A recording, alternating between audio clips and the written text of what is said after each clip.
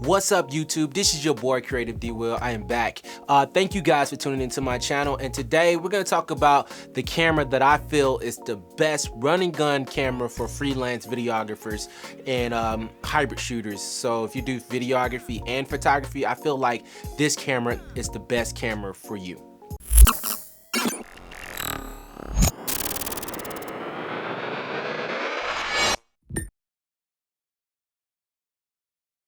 All right, welcome back. So the camera that we're going to talk about today is my favorite camera of all time, and that is the GH5. I absolutely love this camera. A lot of people are buying and upgrading their cameras to the new latest greatest because the GH5 came out in 2017, but this camera to me is still one of the best cameras, if not the best running gun camera on the market. What I mean by running gun, if you're a freelancer and you're a one-man show like myself, where you do the videos and sometimes photography and you're just everything, you don't really have too much time to just set up on site and get everything all perfect, the audio perfect and everything, then the GH5 to me is the best bet for your style of shooting. Now, if you're doing corporate videos and you have time to set up everything and you have time to just have everything perfect planned out, then I would go with something like the Blackmagic Pocket Cinema 4K. But for my needs, I do a lot of music videos and I'm trying to transition into corporate style shooting. The GH5 is still good for that. The reason being is because it has different frame rates. It has in-body stabilization. It shoots 4K 60. I don't think there's any other camera that's or other than the Blackmagic Pocket Cinema 4K, any other camera in the $1,500 to $1,000 range that is shooting 4K 60p. Most cameras shoot like 1080p at 60 frames per second, and for me 4K 60 is very, very important because I do a lot of music videos, like I said, so I need to be able to slow it down in post. I don't want to shoot at 1080p. I want to shoot at 4K because my main footage is at 4K, and that gives me room to crop in and down res it to 1080p whenever I export my videos, and the videos just look a little bit sharper and a little bit better. But over the weekend, like last weekend, I had the opportunity to use this lens, the Sigma 18-35 paired with the GH5 and actually the Atomos Ninja, and I shot behind the scenes for one of my homeboys that did a photography shoot, engagement shoot for a couple, and we did like a little beach scene. I'm gonna post some of the video footage, and it's just like, man, this camera with the right ND filter, and this combination is probably like literally the best combination. The 18-35 by Sigma. I got the Viltrox adapter. I got the Peter McKinnon very indie filter, and I got a nicer red cage on this thing. And then I shoot with the Atomos Ninja, and that's literally all that I need when I'm shooting, doing videos for client work or just build my own videos. The only downfall that I would say that this camera, and a lot of people say that it's a downfall, but it's the autofocus system. For me, it's not a downfall, but I can see why other people, because I'm shooting this video on the Sony a6400, and I don't even have to worry about if it's in focus or out of focus just because the autofocus on it is amazing.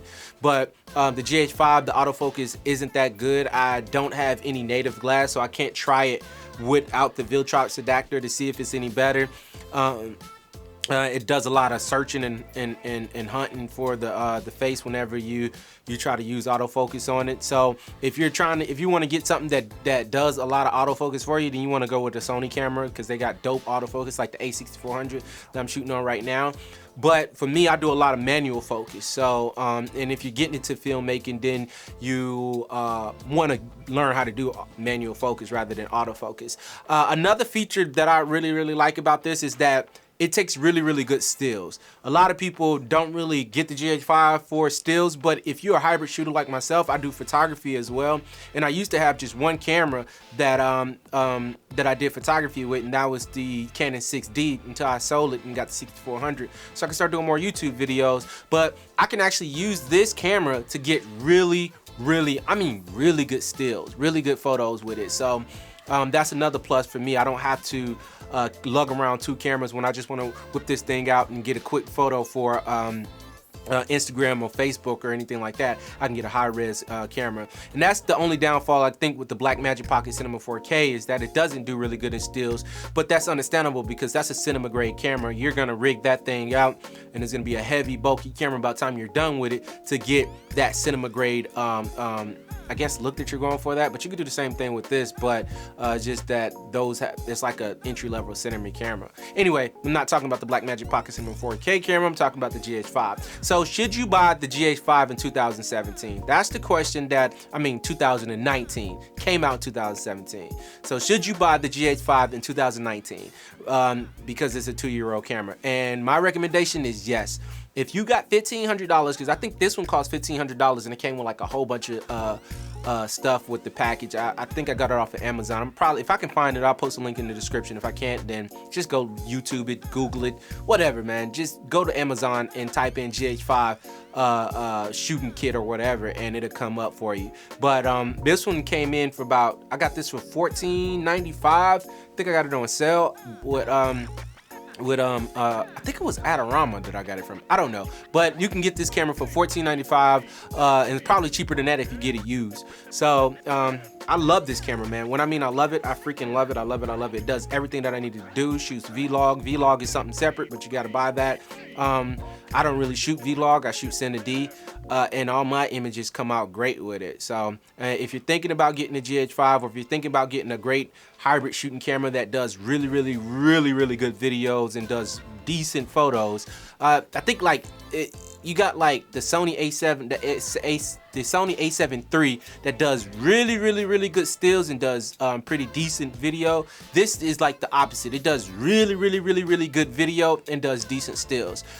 If you know how to do photography, then you can get some really good shots from this as well. So should you buy it? My recommendation, like I said, is yes. Buy it. Don't hesitate. Go get it. If you wait a little bit longer, it might even be cheaper, because I hope that Panasonic come out with the GH6, and if they do, then I'm gonna sell this. If only if they keep everything that's in the GH5. They keep everything the same in the GH5 and just add a few more features like really good autofocus, and I think this would be the best camera on the market. It is a micro four thirds sensor, so and for some people don't like that.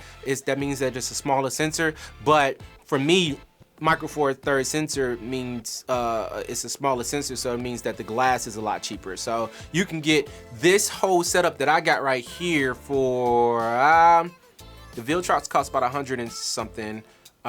This lens costs $695, and the GH5 costs $1,400. So that's about minus this, the ND filter. You can get any ND filter. I just wanted the Peter McKinnon one because I'm a big fan of Peter McKinnon.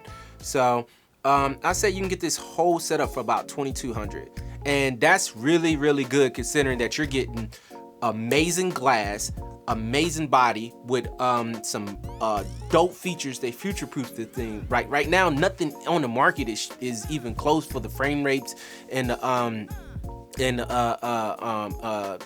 it shoots 10-bit 422. It's just a dope camera. I cannot stress that this camera is really good if you're just starting off in filmmaking. Not even if you're starting off, if you just want to transition to something that's really good. If you're about to upgrade, then upgrade to the GH5. Even though it's 2 years old, nobody cares. Panasonic got it right with this one. They really got it right with this one. So that's pretty much it, man. I just wanted to give you guys my take on the GH5 in 2019. A lot of people have been asking me, hey, would you buy that camera, or would you buy this or that camera? And for my recommendation, I would go with the GH5 if you're doing my style of shooting, or the style of shooting that you're doing, running and gunning, and you're not doing like corporate style videos. If you're doing corporate style videos, then I would go with something like the Blackmagic Pocket Cinema 4K. I haven't had the opportunity to shoot with it, but I've heard nothing but good things. And they even got the 6K one for about, I think it's like 2,000 if I'm not mistaken. Shooting 6K, 2,000 out, bro, that's crazy. And that junk does like all kind of internal recording frame rates and all. Man, Blackmagic is dope. I'm actually switching to DaVinci Resolve. Anyway, that's for another whole video. But the GH5, get it? Yes, I would go get it. I wouldn't hesitate. I would go get it. Go shoot with it. You'll love it. You'll freaking love it. Oh man. Oh. And some other features that this camera has that other cameras don't have, like the Sony A6400, and I don't think the Sony A7 III, but they don't have any scopes or the focus peaking. Well, I think they do have focus peaking, but this thing got zebras, it got waveforms, it got all kind of the vector scopes, it got all kind of meters and scopes in it that you can use to gauge your exposure. It helps you out with your exposure. Like I can, like the waveform on here is so helpful. Like I know that if I'm at 55 IRE and on the waveform, then my subject gets properly exposed. I'm shooting with the Sony a6400, and I got to look at the little meter thing in the middle, and sometimes you can't trust that. But so that's another feature too with this camera, that it got really good scopes and exposure tools to help you expose your image properly. So yeah, man, that's pretty much it. That's my little tidbit. Go get the GH5. If you got the money, spring the dough, go get it. Like, it's dope. I love it. Till next time, man, you guys be awesome. This is my channel. If you like what you heard, and you like this video, then go ahead and hit that like button, hit the subscribe button, and if you really liked it, then go ahead and hit that notification so you won't miss out. I'm doing weekly videos, so I'm trying to post every Friday. Right now it's Saturday. I missed yesterday, so I'm posting this video probably Monday, just so I can have something out there. I haven't posted in a long time. This new channel, I'm taking a new direction. My wife and I are starting a company, and I'm gonna take you guys along that journey. It's a media company, a marketing agency. Now I'm gonna take you guys along that journey, and my ultimate goal is to be a full-time entrepreneur. And I'm utilizing media, what I love to do: media, videography, photography, music. I love to do it all. So if you're interested in that type of stuff, I'm gonna take you guys along that journey, show you my mishaps, my falls, my failures. Hopefully y'all can learn from it, and this channel gives somebody value. Until next time, man, you guys be awesome, be creative, and don't stop creating. Don't let anybody stop you from doing what it is you want to do in life. Deuces. Wow.